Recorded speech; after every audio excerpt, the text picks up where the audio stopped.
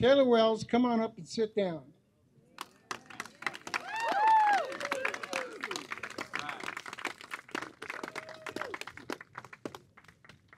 Mark Weathers is going to introduce Taylor.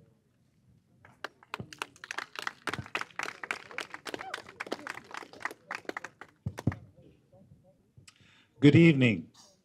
It is difficult for me to express what a personal thrill it is to pay tribute and introduce our next inductee into our MSBL Hall of Fame, Eric Taylor. Few players in the league I would consider a five-tool player, and a few players in the history of the league.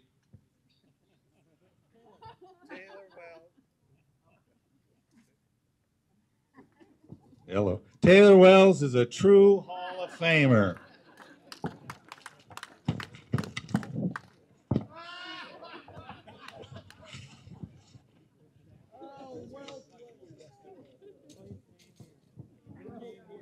I got to say this story first about Taylor, and you guys will all know what he's like. He's taught me to be self-contained as a roommate of his. I asked him one time, we're driving, hey, stop and get me some sunflower seeds. If it's only on the right, I don't turn left. Anyways, in 2015, he was asked to join the Royals, and we had always been teammates on other championship teams.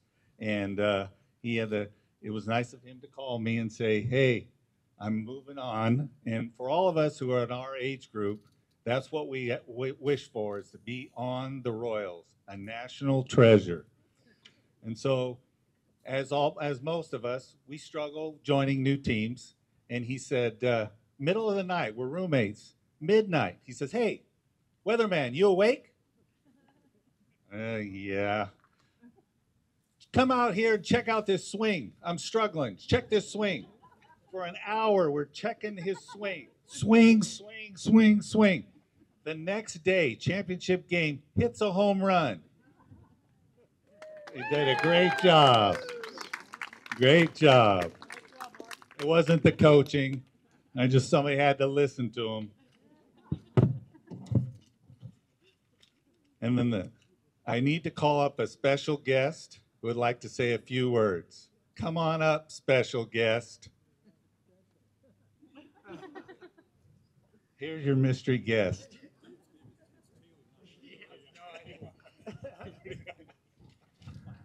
I just want to say, besides his unbelievable talent, because we make lots of jokes, but this guy's one hell of a good ball player, and I've been lucky to play next to him for the last 16 years. And God knows we've won a lot more games than we lost. He's made me look good on double plays, which I really appreciate. But I will tell you, and I know his family knows this because he's got 4 unbelievable athletes in his family that, God, when they come out to a game, he's feeling the heat, trust me, with you guys out there. But I just wanted to tell something. Mark egged me on, and this is a bit of a pun here, so we can blame this on Mark Weathers. But as you know, I've had the pleasure of riding, we go to tournaments, whether it be with the Royals or the Tribe, and we've ridden in the same car, which if you ride in the same car with Taylor Wells and Mark Weathers, it's like my favorite TV show, Curb Your Enthusiasm. It's like having Larry, Jeff, and Marty Funkhauser in the same car. And this is just classic to me, and it makes me laugh, and Mark makes me laugh so hard. So this was the first time we had ridden together in San Diego, and we get up, Mark's driving, and to make a long story short, I said, hey, Mark, I Googled the closest McDonald's. I want to go get my Egg McMuffin. It's a game ritual. I got to have an Egg McMuffin and an iced coffee before every game. And there was just dead silence. And Taylor looks back at me. He's in the front seat, and he says, Evie, you're kidding me. He says, you're kidding me, Evie. I said, Taylor, it's just like Wade Boggs. Remember, he had to eat chicken before every game. I only wish I could have hit like Wade Boggs, but, good example. It's I'm trying to explain it to him because if you look in the dictionary under Taylor Welz and Mark Weathers, the word is inquisitive. There's no, you can't give them a simple explanation. It's, hey, I like Egg McMuffins. That's not going to work. So Taylor acquiesced and says, hey, great, so we'll stop and get Evie's Egg McMuffin. So the next day, same thing, we get in the car. Mark has already got a smirk on his face and looks back at me and says, hey, have you Googled the closest McDonald's? I said, Mark, I have. But I was ready for Taylor that morning because Taylor likes to go to Starbucks and he says, hey, Evie, how about if I get you a blueberry scone? I said, Taylor, I told you, man, but I was even more ready. I said, Taylor, did you know that the Egg McMuffin has 18 grams of protein? The Canadian bacon in the Egg McMuffin is very lean. There's an egg that is a great source of protein, and the English muffin gives you carbohydrates. And that seemed to help it along a little bit. I didn't get quite the pause. So again, got the Egg McMuffin, all is good. The third day was the issue. The third day, because Taylor was pitching that day. And if you know Taylor, he's such a competitor. And I just want to say he's kind of like the modern major league player, and his son Zach was the same way. Hell, they can pitch, they can play first base, second base, third base, shortstop, any outfield position. And I tell you, that's tough to do, and he can do it, and I know Zach could as well. But anyway, on the third day he was pitching. To make a long story short, when he's pitching, man, it's about his world. He's a nervous wreck. So sure enough, Mark looks back with that smirk and his sense of humor and says, Evie, where's the closest McDonald's? I was ready that morning even more. Long story short, I said to Taylor, Taylor, did you know that Dr. Oz, who was on NBC for many years, I don't think he's on anymore. He was Oprah's boy. Oprah made his career.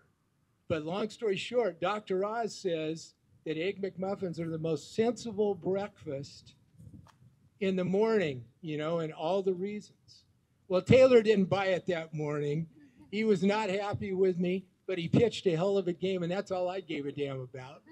So I just want to say congrats to a great friend, a great ball player who well-deserved. Thanks, Taylor.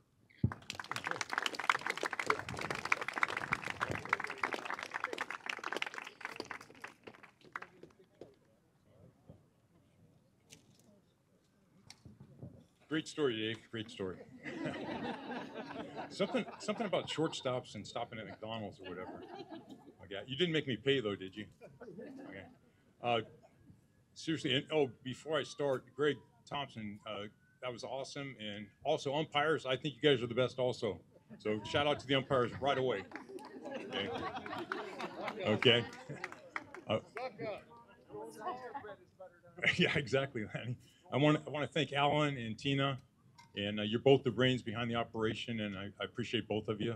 Lanny, this man JT has done so much for me, and I appreciate you ushering all of us into the Hall of Fame this year. As far as our 2023 class, it's an honor to be with each one of you. Steve and I played with the Braves in Arizona in 15 and 16, and actually many years before that, and we finally won, and that was great. And I got to play with Derek in Florida and also in Cooperstown last year, and that was a real honor. The rest of you guys are really good players, and it's good to play against you. And congratulations on getting in tonight. I've got to introduce my family, and Dave was right about that. I'm not sure about all the McDonald's stuff, but Dave was right about the kids. They're all better athletes than their father. Both of the boys were great baseball players. Both played in college. My older son Anthony was a closer at Butte. He still has the record of most saves in a season with 10. And in his freshman year, 2006, he led the league, led the state with the lowest ERA, 1.02 for qualified pitchers, and made the All-State team. Zach, many of you know, played in the Angels organization. He first went to Solano for 2 years, where he hit about 360 over a couple seasons, got a scholarship to Texas Southern. At the SWAC conference tournament his senior year, he was the MVP, led the tournament in batting, and hit some big home runs. He tried out and was a free agent walk-on with the Angels, went to rookie camp in 2015, actually stayed at the same hotel that we used to stay at back there in whatever that was, extended stay or in the tough area of town. So that was kind of surreal. And he worked out there at Tempe Diablo. Made his way up to Double A his second year. He went from Low A Birmingham up to Double A, and was with the organization for a couple years. He was released after he got to Double A his second year, 17, and then kept his career going in the Frontier League and then the American Association. So really, really proud of what he did. And since I mentioned the boys, I've got to talk about my girls. They weren't baseball players, but they were both excellent track athletes.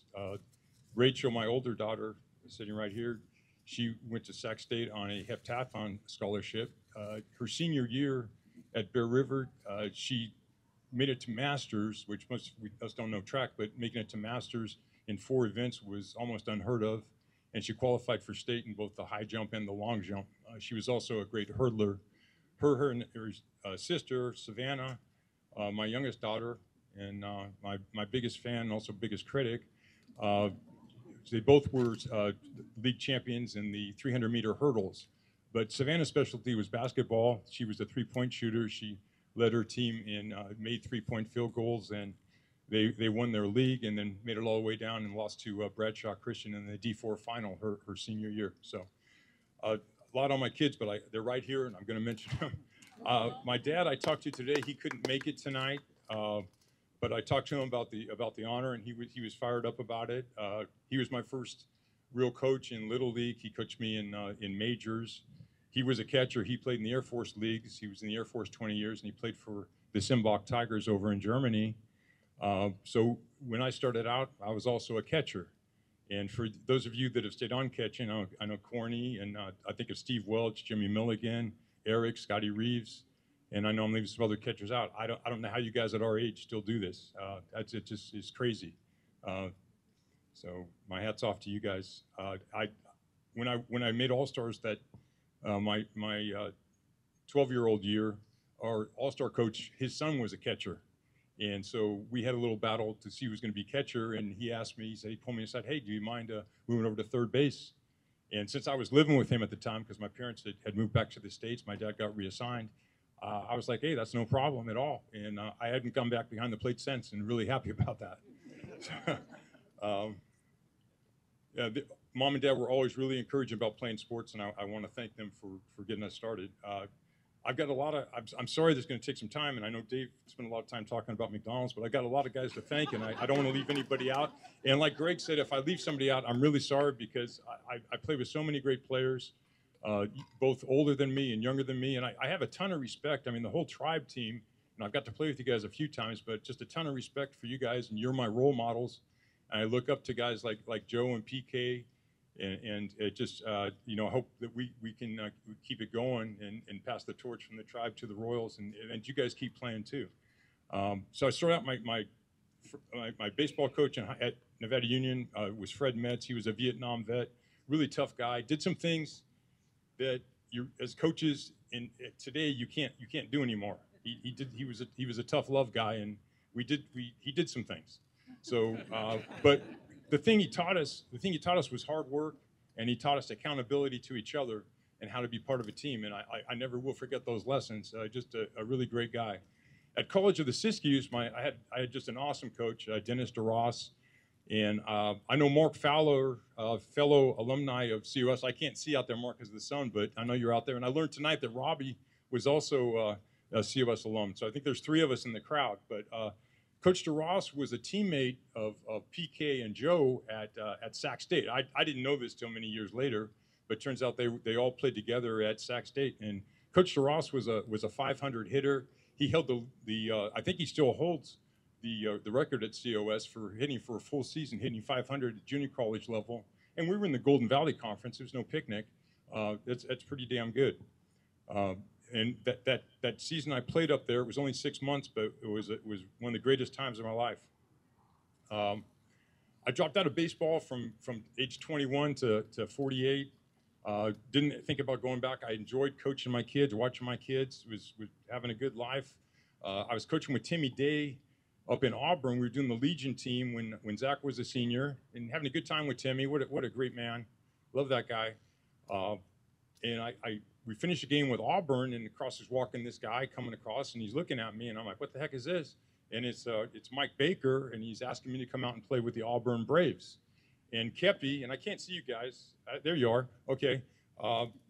Kepi had already been asking me, him and Viola, because they see me at Bear River all the time. Kepi coached Anthony, coached Zach a little. And I'm like, okay, yeah, I want to play. So in July of 2008, my first night back in the MSBL, and I was like Greg said, I didn't feel like a 15-year-old kid. I felt like about a 10-year-old kid. I just was like, I was out in center field, McAuliffe 2. It was an 8:45 game, I guess, and it was just an awesome experience. Bake, for whatever reason, I guess because I was running fast, batted me lead off, put me in center field. Should I tell him about the shut up and play center field? Or no, can't do that. But our opponent that night, and I didn't know these guys at the time either, but our opponents were the Tigers, and my good friend Rick Salmeri. Selma, where are you? Okay, oh, back there, Selma. I had a table for you up here. Okay, and Dave were on the other team, and I wasn't sure how that game went. I think we beat you guys 5-1 that night, and I remember that because the Braves didn't get a lot of wins. You know, the Giants, the Royals, and the Cardinals just love beating the crap out of us. You know, and they were younger teams than us with very good talent, and the Braves had good talent too. And what Bake and Kepi did, which I didn't appreciate until we went to Phoenix that year, because everyone's talking about Phoenix. Oh, you're going to go to Phoenix. We're going to get to Phoenix. I'm like, okay, but right now we're getting our butts kicked.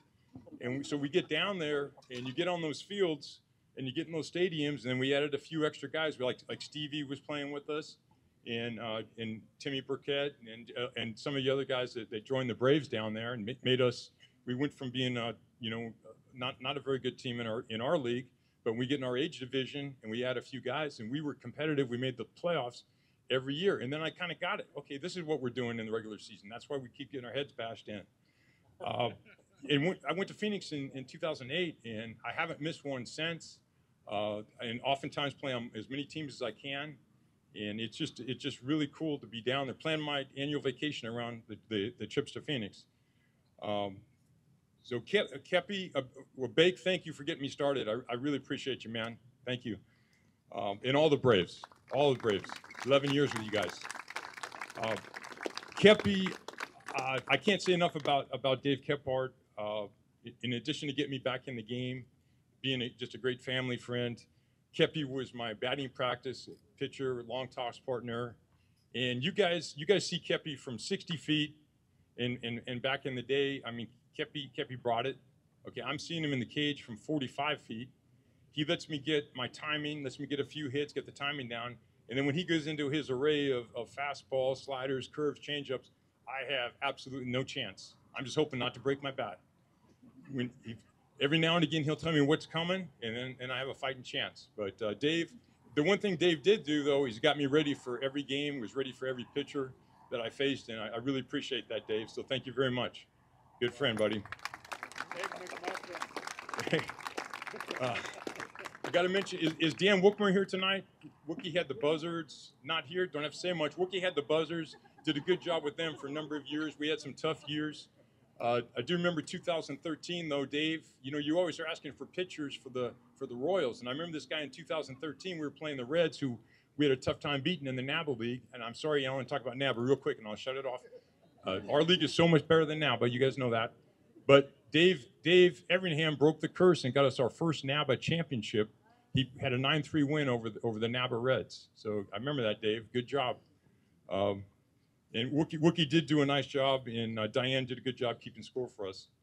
I also have a special thanks. Where are you, Rick? Special thanks to Rick Salmeri, current manager of the Colt 45s. And Rick, I guess your team right now is in first place, like for the first time in forever. So nice job. Okay, you're a great manager. Rick does we have a great dugout. I think this 60 league. Some people had warned me about playing it, but I got to tell you, I have a blast on Wednesday mornings or Thursday, whatever day we play. It's such a cool league. And this year, all the teams are really bunched up. It's tight. Anyone can take it. And we know that no matter who makes the playoffs and what position, anyone can win that league. So it's very cool. So thank you, Salmo. I got to talk real quick, and I know it's not been quick. I'm sorry, JT. Don't take the mic from me yet. I had been fortunate to play on 7 World Championship teams, and I remember every one of them. They were all really special to me. And the manager of those teams, the 2010 Mud Dogs, was Jeff Hetherington. He's not here tonight, but sent me a nice text today. In 2013, the NorCal Giants, which Mark was a part of. Mark was co-MVP that year and just had a great week. Bud Sanchez. The 2015 and 16 Braves, that team was really special to me. And quick story, we're sitting, we had tried every year to win. We lost in every way possible in the playoffs. 2010, Allen threw a gem. We're playing against New York, had a couple waiver guys. Allen throws a 10-inning game. We ended up losing that one 5-4. We had a couple base running errors where we could have won it. And then we also lost like a 3-inning game because it was raining. We had the lead for some of the game. We're playing against Fort Worth Phillies, and we lost that one. So we lost every way possible. But 2015, we finally broke the curse. It was, I mean, everybody was so happy. Great celebration. We're out at dinner that night. I'm sitting with Zach and with Mark Fowler, and somebody says, "Hey, Mark, your flight leaves at 7." And he's like, looks at his watch. It's like 7:10. He said, "You know what? You only live once." I'll never forget that. Just and the Braves, just a great group of guys. That was fun. 2015-16 Royals, what Mark was talking about. Phil's not here tonight. I had a good story that was involving Phil and hustle. I'm just going to eat it because we're running out of time. But I know you don't hear those two words in the same sentence, but if you check the newspaper, you're going to see that. Bruce Anderson scored 2 runs that game. Gary, no surprise, was on the hill and was the MVP of that team. And the Royals, I was only on that for 15 and 16, but they won in 14 too, so they had a three-peat. I thought that was pretty cool. I got to say a little bit more about Gary. I don't know, Gary, you're my hero out here. I look up to you so much. You play. You've got your knee is replaced, your hip is replaced, your shoulder was hurt, and you just keep on going. I mean, you just keep on going. You're such a great leader. You're just a fierce competitor. When you get the ball, you know, I know we're going to win. When we played Monterey this year, I saw you for 24 hours seething about that loss we took against the Tribute when they beat us up pretty good in the pool play. And you came out the next day and just shoved it down them, and that was just awesome to see. And that's just Gary Stonebrook, just a great competitor. Always want to play on the team that he's on. And the other thing about Gary is he's so humble. It's always, oh shucks, no, the other guys did it. It was all you guys. Oh, it wasn't me. It was you. And no, it isn't. It's freaking Gary. Okay. And yeah, Jerry. I don't know where Jerry is, but I'm trying to stick with the game plan. I'm running a little long, but I got a few more guys. Mark is my bestie on the road. I love this guy. I love traveling with him when Janet, when she can't, I forgot Janet. After my kids, Janet was on here. I can't see. The sun's mine. I'm sorry. Yeah, I'm sorry. No, Janet's been with me for 10 years. I'm so sorry, honey. With you, and so she puts up with all my shenanigans and BS, and she understands the Dave story and the McDonald's and all that. But she's a great person to be with. She's always got positive words. Tell her all these baseball stories, and she just rolls with it. Complain to her, like Greg said, about our aches and pains, and she just kind of goes along with it. And it's just been really good for me this last decade, and I really appreciate you, Janet. Thank you. Okay. My other love is this guy and Dave. When I can talk about these guys together, but when I'm on the field and I look to my right and see Dave, and I look to my left and see Mark, I feel like I'm at home. And these guys are now with the 45, so we get to play on the Royals together. It's just really good to be out there. Mark, one week, the week we won with the Giants, We were at Scottsdale Stadium, championship game. Mark made a play that I never will forget. Vernon Wells, I was on the mound, fortunately. I wasn't at shortstop. Vernon Wells, senior, was at second base. Our shortstop airmailed Mark at first base with the third out, and I'm on the mound watching the ball sail over there, and I'm watching Vernon go around third, and I'm like, oh, shit. And the ball careens off the netting at Scottsdale Stadium right back to Mark at first base. He doesn't miss a beat, gets a ball, throws a strike to our catcher at home, tags out Vernon Wells in a game that was 3-3 at the time. Vernon took himself out of the game at that point. We went on to score, I think, 6 straight runs. We won that game 9-3 because of this guy right here. Same week, he had 25 RBIs in the tournament and had 2 inside the park home runs at Fitch. So, okay, then real quick on Evie. Evie, you said all that nice stuff about me and McDonald's, but I want to say about you is you're the best shortstop that I've played with. I love playing with you. You're the hardest working 64-year-old. You work at your craft all the time.